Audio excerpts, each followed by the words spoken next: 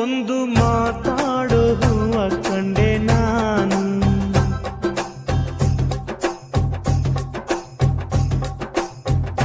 ಬಾಡದಂತ ಪ್ರೀತಿಯ ಹೂ ನೀನು.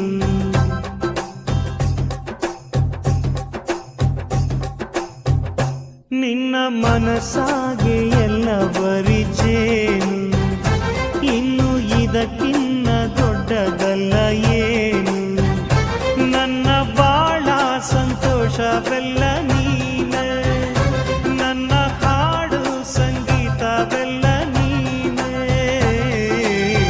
ನನ್ನುಸಿರು ಪ್ರಾಣ ಬದುಕು ಎಲ್ಲ ನೀನಮ್ಮ, ನನ್ನಾಸೆ ಕನಸ ಉಳಿಸೋ ಜೀವ ನೀನಮ್ಮ.